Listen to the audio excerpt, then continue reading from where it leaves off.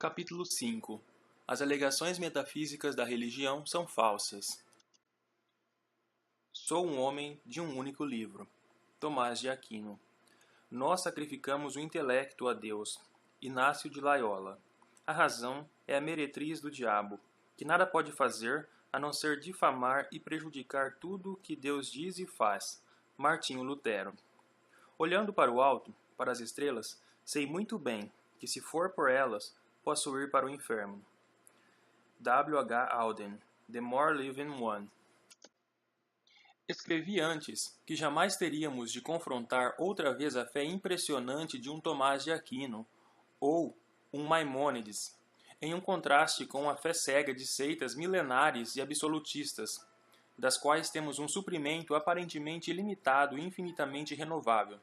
Isso ocorre por uma simples razão. Fé desse tipo, do tipo que pode aguentar pelo menos por algum tempo um confronto com a razão, é agora claramente impossível. Os primeiros pais da fé, eles fizeram questão de assegurar que não houvesse mães. Viviam num tempo de abissal ignorância e medo.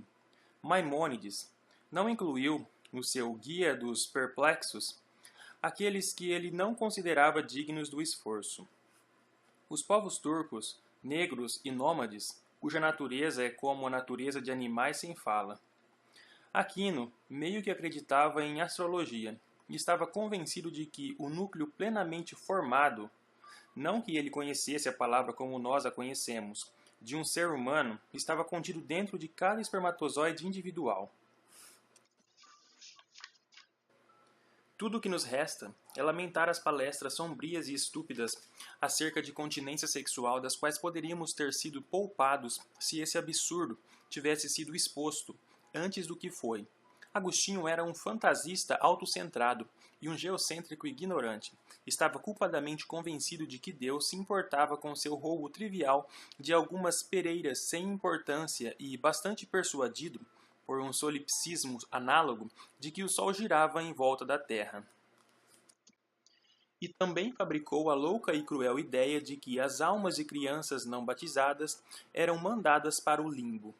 Quem é capaz de imaginar a carga de sofrimento que essa doentia teoria impôs a milhões de pais católicos durante os anos, até sua acanhada e apenas parcial revisão pela Igreja da nossa época? Lutero tinha terror de demônios e acreditava que os mentalmente perturbados eram obra do diabo. Maomé, alegam seus seguidores, pensava, assim como Jesus, que o deserto pululava de dijuns ou espíritos malignos. Deve-se afirmar claramente: a religião vem de um período da pré-história humana em que ninguém, nem mesmo o poderoso Demócrito, que concluiu que toda a matéria era feita de átomos, tinha a menor ideia do que se passava. Ela provém da aflitiva e medrosa primeira infância da nossa espécie, e é uma tentativa infantil de atender à nossa inescapável demanda de conhecimento, bem como de conforto, segurança e outras necessidades infantis. Hoje, o menos culto dos meus filhos sabe muito mais sobre a ordem natural que qualquer um dos fundadores de religiões, e seria gostoso pensar que, embora a conexão não seja totalmente demonstrável, é por isso que parece tão pouco interessado em mandar seus semelhantes humanos para o inferno. Todas as tentativas de conciliar fé com ciência e razão estão consignadas ao fracasso e ao ridículo, precisamente por esses motivos. Leio, por exemplo, sobre alguma conferência ecumênica de cristãos que desejam mostrar sua mente aberta e convido alguns físicos para participar, mas sou compelido a recordar o que sei, que, para começar, em primeiro lugar, não existiriam tais igrejas se a humanidade não tivesse medo do clima, do escuro, da peste, do eclipse e de todo tipo de outras coisas não explicáveis facilmente. E também se a humanidade não tivesse sido obrigada a pagar, sofrendo a dor de consequências extremamente angustiantes, dízimos e taxas exorbitantes que ergueram os imponentes edifícios da religião. É verdade que cientistas às vezes foram religiosos ou, no mínimo, supersticiosos.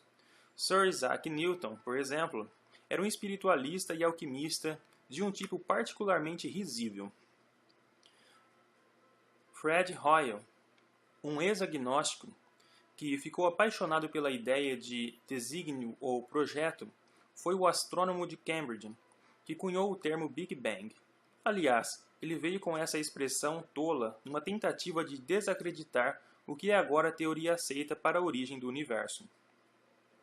Esse foi um dos tiros que, por assim dizer, saíram pela culatra, uma vez que, da mesma maneira que Tory e impressionista e sufragista foi adotado por aqueles a quem era dirigido. Stephen Hawking não é crente e, quando foi convidado a Roma para se encontrar com o falecido Papa João Paulo II, pediu que lhe fossem mostrados os registros do julgamento de Galileu. Mas ele fala sem constrangimento da chance de a física conhecer a mente de Deus. E isso agora parece uma metáfora bastante inofensiva, como, por exemplo, quando os Beach Boys cantam ou dizem God only knows, só Deus sabe.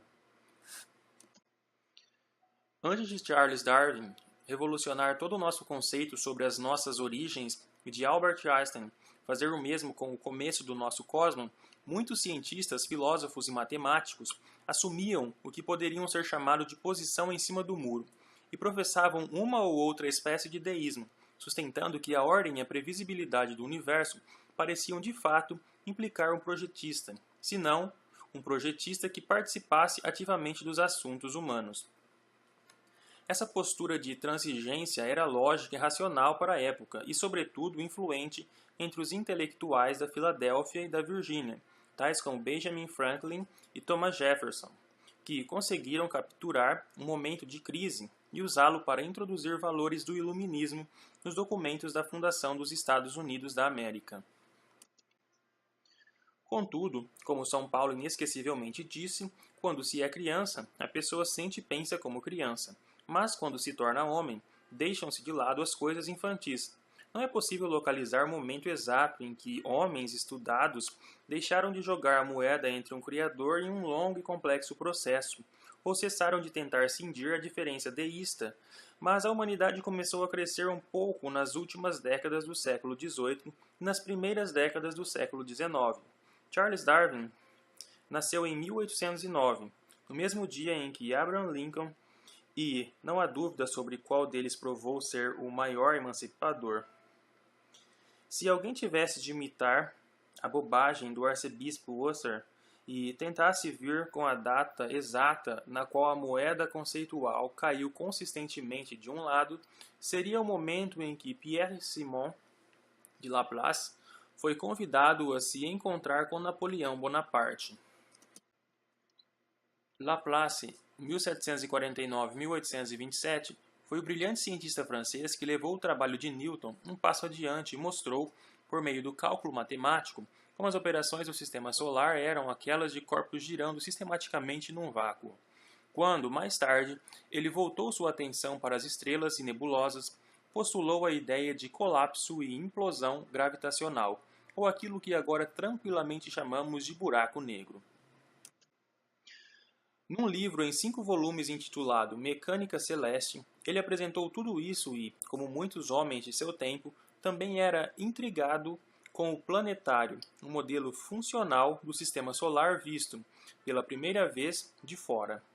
Tudo isso agora são lugares comuns, mas na época eram revolucionários. O imperador pediu para se encontrar com Laplace e ganhar de presente um conjunto de livros ou os relatos diferem, uma versão do planetário. Pessoalmente desconfio que o coveiro da Revolução Francesa queria o brinquedo e não os volumes. Era um homem apressado e tinha conseguido fazer com que a igreja batizasse sua ditadura com uma coroa. Em todo caso, na sua maneira infantil, exigente e insensível, ele quis saber por que a cifra de Deus não aparecia nos cálculos de Laplace. E aí veio a tranquila, sublime e refletida resposta: Je n'ai pas besoin de cette hypothèse. Eu não preciso dessa hipótese. Laplace se tornaria marquês e poderia mais modestamente ter dito: funciona bem sem essa ideia, majestade. Mas simplesmente afirmou que não precisava dela. E nós tampouco. A decadência, o colapso e o descrédito da adoração a Deus não começam em nenhum momento dramático, tal como o histriônico e autocontraditório pronunciamento de Nietzsche de que Deus estava morto. Nietzsche não poderia ter sabido disso, ou feito a suposição de que Deus algum dia tivesse estado vivo, mais do que um padre ou curandeiro poderia declarar saber a vontade de Deus. Não, o fim da adoração a Deus se manifesta no momento, que se revela de forma um tanto mais gradual, em que se torna opcional, ou apenas uma entre muitas crenças possíveis. Para a maior parte da existência humana, deve-se ressaltar essa opção não existia realmente. Sabemos, pelos muitos fragmentos de textos e confissões queimados e mutilados, que sempre houve seres humanos que não estavam convencidos. Mas desde o tempo de Sócrates, que foi condenado à morte por difundir um insalubre ceticismo, era considerado pouco aconselhável imitar o seu exemplo. E para bilhões de pessoas, ao longo dos tempos, a questão simplesmente não veio à tona. Os devotos do barão Samedi, no Haiti, desfrutavam do mesmo monopólio, fundado sobre a mesma coerção bruta que os de João Calvino em Genebra ou Massachusetts. Escolho esses exemplos porque são ontem em termos de tempo humano. Muitas religiões agora se apresentam diante de nós com sorrisinhos insinuantes e mãos estendidas, como um comerciante pegajoso num bazar. Oferecem consolo, solidariedade e elevação, competindo como estão no mercado. Mas nós temos o direito de lembrar como se comportaram barbaramente quando eram fortes e faziam ofertas que as pessoas não podiam recusar. E se por acaso nos esquecemos de como era isso, basta olhar os estados e as sociedades onde o clero ainda tem o poder de ditar seus termos. Os patéticos vestígios podem ainda ser vistos, em sociedades modernas, nos esforços feitos pela religião para assegurar o controle sobre a educação, ou de eximir de impostos, ou de adotar leis que proíbem as pessoas de insultar o onipresente e onisciente divindade, ou mesmo seu profeta. Na nossa nova condição medíocre e semissecular, mesmo os religiosos falam com constrangimento do tempo em que os teólogos discutiam sobre proposições fúteis com fanática intensidade. A medida do comprimento das asas dos anjos, por exemplo, era a discussão de quantas dessas figuras míticas podiam dançar sobre a cabeça de um alfinete. Obviamente, é aterrador lembrar quantas pessoas foram torturadas e mortas, e quantas fontes de conhecimento foram lançadas às chamas em fictícios debates sobre a Trindade, ou sobre o Hadith muçulmano, ou sobre a chegada de um falso Messias. Mas, para nós, é melhor não cair no relativismo, ou no que E. P. Thompson chamou de a enorme condescendência da posteridade. Os obsessivos escolásticos da Idade Média faziam o melhor que podiam com a base e informação irremediavelmente limitada, no sempre presente medo da morte e do julgamento, expectativa de vida muito baixa e uma plateia de iletrados. Vivendo com frequência num temor genuíno das consequências dos erros, esforçavam suas mentes o máximo possível, desenvolvendo sistemas bastante impressionantes de lógica e dialética. Não é culpa de homens como Pedro Abelardo, se tinham de trabalhar com cacos e pedaços de Aristóteles, de quem muitos escritos foram perdidos. Quando o imperador cristão Justiniano fechou as escolas de filosofia, mas que foram preservados em traduções árabes em Bagdá, e então retransmitidas para a Europa cristã ignorante por meio de Andalúzia, judaica e muçulmana. Quando esta se apossou do material e relutantemente reconheceu que houvera discussão inteligente sobre ética e moralidade antes do suposto advento de Jesus, tentaram com o máximo empenho quadrar o círculo. Não temos muito a aprender com o que pensavam, mas muita coisa a aprender como pensavam. Um filósofo e teólogo medieval que continua a falar com eloquência através dos séculos é Guilherme Ockham, às vezes conhecido como Guilherme de Ockham, e, presumivelmente, em homenagem à sua aldeia natal em Surrey, Inglaterra, que ainda ostenta o nome. Ele nasceu em data desconhecida para nós e morreu, em provável grande agonia e medo, e supostamente da medonha morte negra, em Munique, no ano de 1349. Era franciscano, em outras palavras, acólito do anteriormente mencionado mamífero de quem se dizia ter pregado para os pássaros e, portanto, condicionado a uma abordagem radical da pobreza, o que o fez entrar em colisão com o papado de Avignon, em 1324. A disputa entre o papado e o imperador acerca da divisão secular e eclesiástica de poderes é irrelevante para nós neste momento, já que ambos os lados, em última instância, perderam. Mas Ockham foi obrigado a buscar até mesmo a proteção do imperador em face do mundanismo papal. Confrontando com acusações de heresia e ameaça de excomunhão, ele teve a força moral de responder que o próprio Papa era um herege. Não obstante, e por ter sempre argumentado no fechado quadro de referência cristão, mesmo as autoridades cristãs mais ortodoxas admitem que ele foi um pensador original e corajoso. Estava interessado, por exemplo, nas estrelas. Sabia sobre as nebulosas muito menos que nós, ou do que Laplace. Na verdade, não sabia nada sobre elas, mas empregou-as para uma interessante especulação. Assumindo que Deus pode nos fazer sentir a presença de uma entidade inexistente, e assumindo, além disso, que ele não precisa dar-se a esse trabalho, se o mesmo efeito pode ser produzido em nós pela presença real dessa entidade. Ainda assim, Deus poderia, se quisesse, levar-nos a acreditar na existência das estrelas, sem que elas estivessem realmente presentes. Todo efeito que Deus causa por meio da mediação de uma causa secundária, ele pode produzir imediatamente por si mesmo.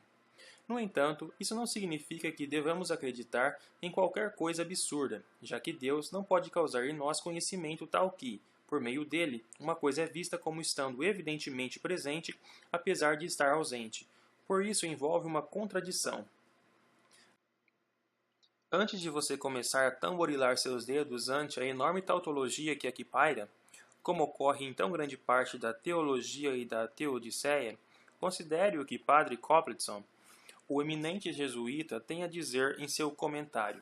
Se Deus tivesse aniquilado as estrelas, ainda assim poderia causar em nós o ato de ver o que um dia foi, na medida em que o ato é considerado subjetivamente, da mesma maneira que ele poderia nos dar uma visão do que será no futuro. Qualquer um dos atos seria de apreensão imediata. No primeiro caso, do que foi, e no segundo caso, do que será. Isso é realmente muito impressionante, não só para sua época. Foram necessários vários séculos desde Ockham para se chegar à compreensão de que, quando erguemos os olhos para as estrelas, frequentemente estamos vendo luz de corpos distantes que há muito deixaram de existir. Não importa particularmente que o direito de olhar através de telescópios e especular sobre o resultado foi obstruído pela Igreja. Não é culpa de Ockham e não a lei geral que obriga a Igreja a ser tão estúpida. E, partindo do inimaginável passado interestelar que envia luz através de distâncias que confundem nossos cérebros, chegam à compreensão de que também sabemos algo sobre o futuro do nosso sistema, inclusive a sua taxa de expansão e a noção de seu eventual término.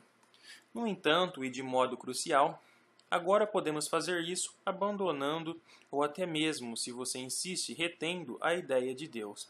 Mas, em qualquer um dos casos, a teoria funciona sem essa premissa. Se preferir, você pode acreditar num articulador divino, mas não faz diferença nenhuma, e essa crença entre astrônomos e físicos se tornou privada e bastante rara.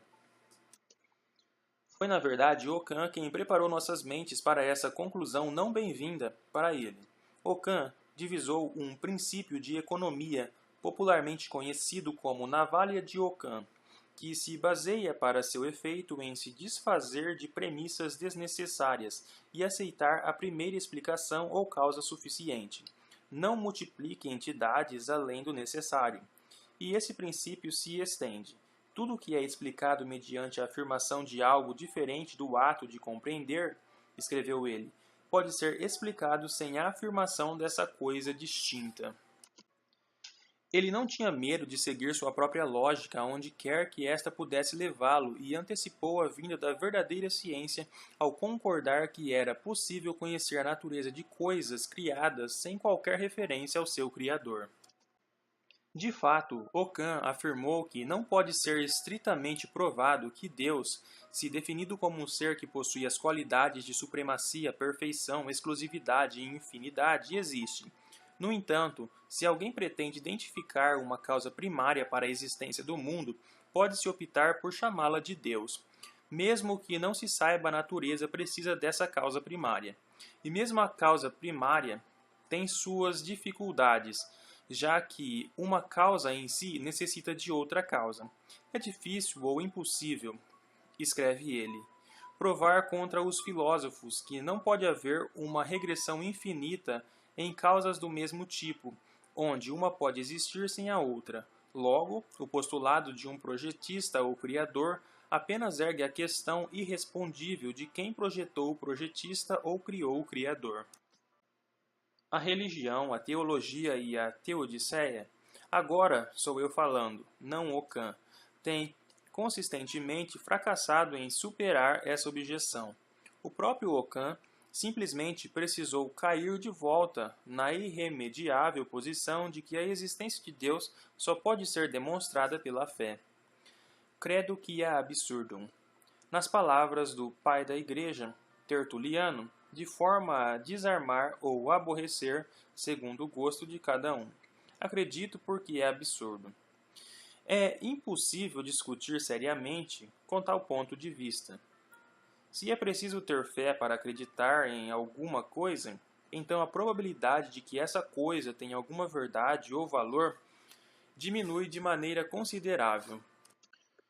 O trabalho mais duro de inquirir, provar e demonstrar é infinitamente mais gratificante e nos tem confrontado com descobertas muito mais milagrosas e transcendentes que qualquer teologia. Na verdade, o salto de fé, para lhe dar um memorável nome que Søren Kierkegaard lhe conferiu, é uma impostura. Como ele próprio assinalou, não é um salto que pode ser dado de uma vez por todas. É um salto que precisa continuar sendo executado sempre e sempre, apesar do acúmulo de evidência contrária.